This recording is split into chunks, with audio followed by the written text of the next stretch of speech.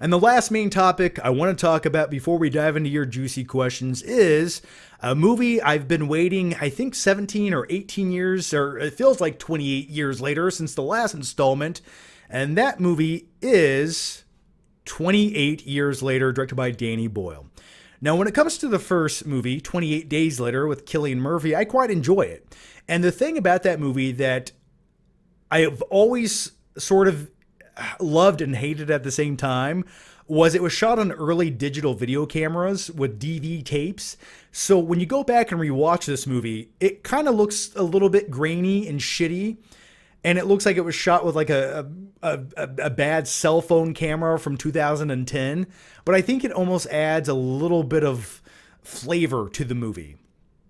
And I just recently, for the first time since theaters, went back and watched 28 Weeks Later just the other day. And you know what? I really enjoy that movie. I don't know if I want to say I like it more than 28 Days Later because the concept of the first movie is so great. But I almost feel like 28 Weeks Later, I feel like a majority of people would probably rather watch that than the first movie. I just feel like they would. It's a little bit more standardish of a movie, but I love it, man. I forgot how like brutal that movie is. The opening scene with the father and the mother. Oh man, that's awesome. There's a great helicopter mayhem scene where a helicopter's just taking out the infected. I call them zombies, but the infected.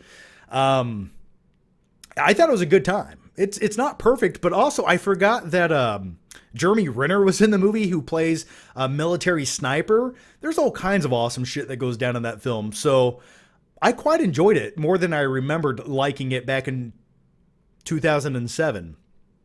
So I say all of that because yesterday I watched 28 Weeks Later. And here are my quick thoughts on 28 Weeks Later, and then I'll give you some more insights to the movie.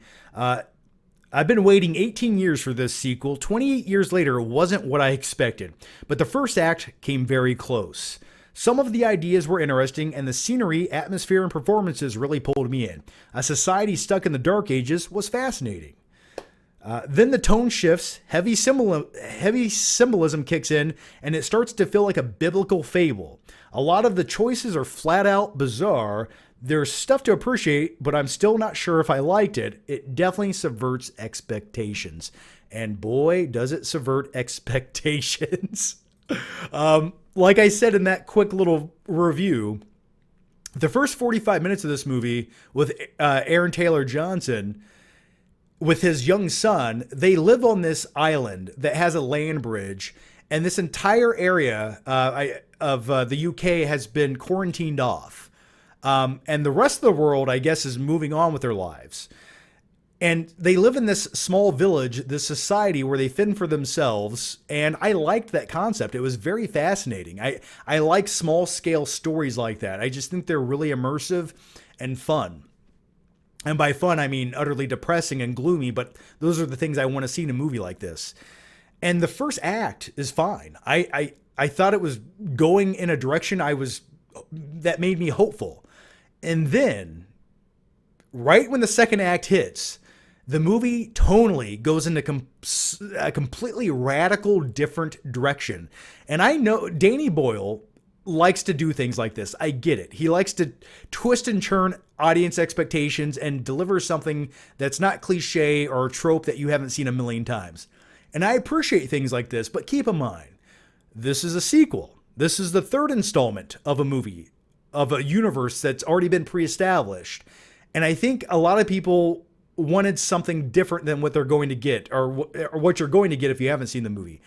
And by the second and third acts, the tone shifts of like that symbolism of like there's almost like a David versus Goliath vibe. There's like it feels like a modern day telling of a biblical story. And there's one infected zombie like dude who's 7 feet tall, and he runs around naked, and he's like a giant Neanderthal Viking. And and I'll be blunt with you. His manhood is just dangling around all crazy like. And for me, it's like, hey man, you can bite me and turn me into an infected, whatever you want to do. Just get that baby arm away from me because it's gonna slap me in the face, and I don't want it near me.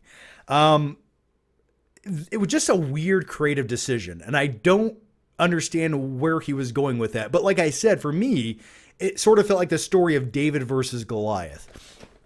But man, there's so much other randomness that happens throughout this movie. But hey, it does get dark, it does get brutal, and it will push audiences to their limits in some sequences. Okay.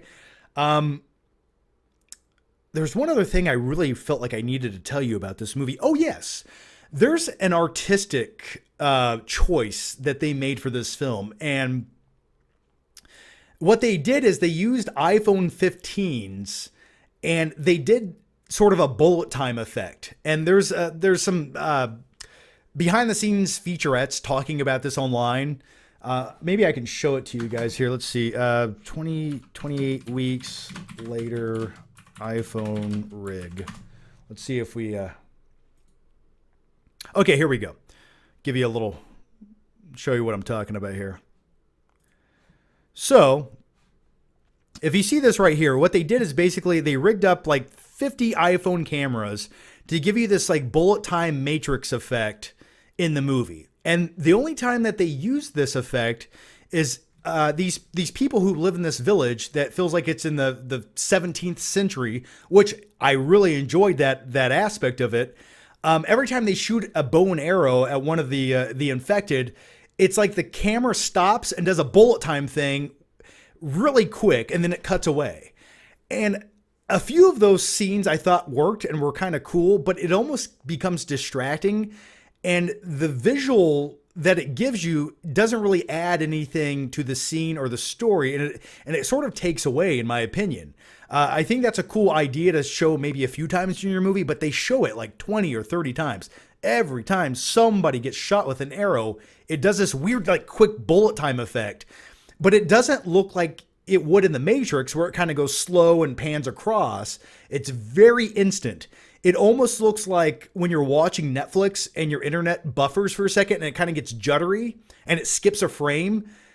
That's almost what it feels like. It's almost juddery, and it feels like the movie's skipping a frame rather than adding more of a visual to give you more of an impact of like this arrow hitting somebody in the face.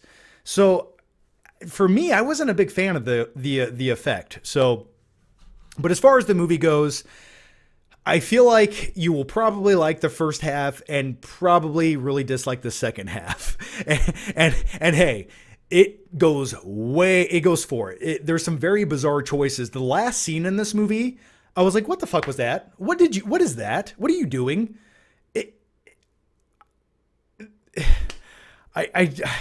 It feels like something. Have you ever seen the movie Gummo? How bizarre and outrageous it is. There's like a little kid taking like he's taking a bath and he eats spaghetti, and then he works out by taping silverware together in his basement. It's just weird, nonsensical shit like that. And the last scene in 28 weeks later, or 28 years later, it does something so nonsensical and stupid that it feels like it belongs in an episode of the Power Rangers. So there's a lot I like about the movie, but there's a lot I don't like about the movie. And it's really unfortunate. Like, I almost want to, I would recommend the movie because I appreciate a movie that takes risks. But at the same time, it takes risks that are unnecessary and don't add much. And I feel like when you have a movie that's the third movie in a franchise, you have an obligation to at least give audiences what they've come to expect to a certain degree. And it feels like the first act of this movie was almost like, yeah, okay, I'm going to give you that, but then I'm going to do whatever else I want to for the rest of the movie. And I don't know if I liked the creative choices. Okay, so those are my thoughts. Those are all the movie topics I wanted to talk about. And if you've seen 28 Years Later, what did you think about it? Please let me know down below.